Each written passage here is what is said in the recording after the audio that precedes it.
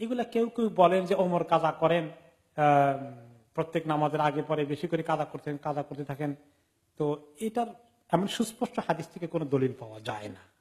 আবার এই কাজা করতে গেলে ইমপ্র্যাকটিক্যাল, কতদিনের কাজা হলো, মনে করে কেউ কারো 20 বছর কাজা হয়েছে, হয় না এরকম আছে, 40, 50, 60 বছর পর্যন্ত নামাজ পড়ে না, এখন নামাজ ধরলো, এখন কত বছরের কাজা হলো আর কয়টা গেল কয়টা বাকি আছে, কম্পিউটার নিয়ে বসলেও কি হিসাব করে শেষ করা যাবে?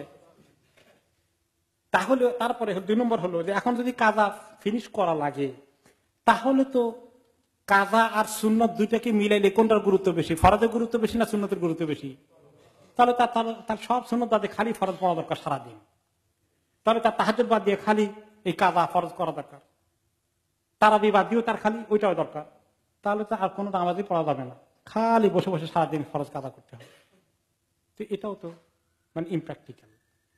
আর যেহেতু এরকম করে কোনো সুস্পষ্টভাবে হাদিস শরীফে পাওয়া যায়নি, কেউ কোনো কোনো ইমামরা বলেন এই ফতোয়া পক্ষে খুব জোরালো ভাবে কেউ কেউ বলেন, কেউ যদি সেটা গ্রহণ করেন আপনিও, কিন্তু অনেক মুহাক্কিক ওলামার দৃষ্টিতে এইভাবে বরঞ্চ কোরআনে পাকে আল্লাহ তাআলা বলেছেন একটি আয়াতের মধ্যে যে যারা অনেক দিন পর্যন্ত নিজের নাফসের উপরে জুলুম করেছ, আপনি তাদেরকে বলে দেন যে লা তাকনাতু মির রাহমাতিল্লাহ, তুমি এখন তওবা করতে এসেছ, তো আল্লাহর রহমত থেকে তুমি নিরাশ হইও না। ইন্নাল্লাহা ইয়াগফিরুয যুনুবা জামিআ, আল্লাহ তাআলা সমস্ত গুনাহকে মাফ করে দেন।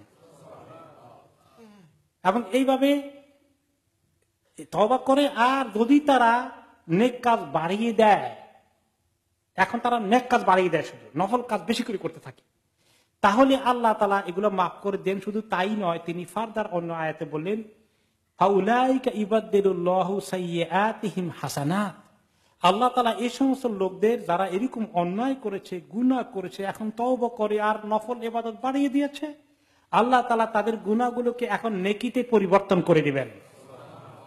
সব গুনাহ এখন নেকিতে পরিবর্তন হয়ে গেছে।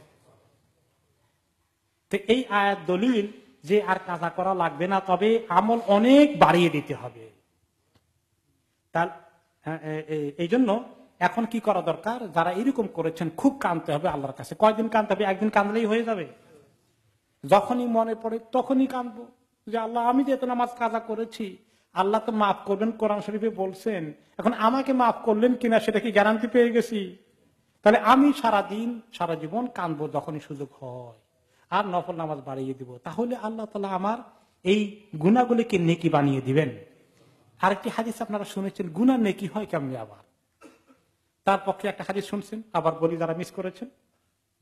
কিয়ামতের দিন আল্লাহ তাআলা এক বান্দাকে ধরে নিয়ে আসবেন, এসে ওনার কবিরা গুনাহকে লুকাইয়ে রাখবেন, আর সগীরা গুনাহগুলো দেখাবেন। সগীরা গুনাহ দেখা যাবে যে এত বেশি, আল্লাহ ভর্তি হয়ে গেছে জমিন।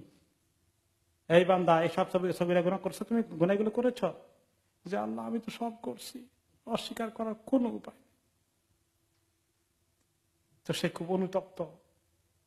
তো আল্লাহ তাআলা বললেন, যা এসব সগীরা গুনাহ মাফ করে দিলাম, তাই না, শুধু এগুলোকে সবগুলোকে নেকি বানিয়ে দিলাম। সে তো মহা খুশি। এখন সে বলে যে আল্লাহ সগীরা গুনাহ এতগুলো দিয়ে নেকি হয়ে গেছে, কবিরা গুনাহ গেল কই? যে আল্লাহ আমার তো আরো অনেক কবিরা গুনাহ আছে, সেগুলো কই? ওই কথা শুনে এখন আল্লাহ তাআলা হাসেন। নবী করিম সাল্লাল্লাহু আলাইহি ওয়াসাল্লাম যখন হাদিসে বললেন, তিনিও হাসলেন। কারণ আমি যখন বললাম, আমিও কিছু হাসলাম, আপনারাও হাসলেন, সুন্নতের আমল হলো। কিন্তু ব্যাপারটা কি শিক্ষণীয় জিনিস, যে বান্দা আল্লাহর এতক্ষণ ভয় ছিল যে আল্লাহ সগীরা গুনাহ দেখা, কবিরা গুনাহ ধরলে তো মরে গেছি, আর উপায় নাই। এখন যখন আল্লাহর মাফের খবর পেয়েছে, এখন বলে আমার কবিরা গুনাহ কই? তখন আল্লাহ তাআলা সেগুলো ধরে এনে সেগুলোকেও আল্লাহ তাআলা নেকি বানিয়ে দিচ্ছেন। তাহলে আল্লাহ তাআলা যে মাফ করতে পারেন, এটার এর চেয়ে বড় আর প্রমাণের দরকার আছে? যারা গুনাহ করেছি আমরা তওবা করতে চাই, আর এর চেয়ে বড় রহমতের খবরের দরকার আছে?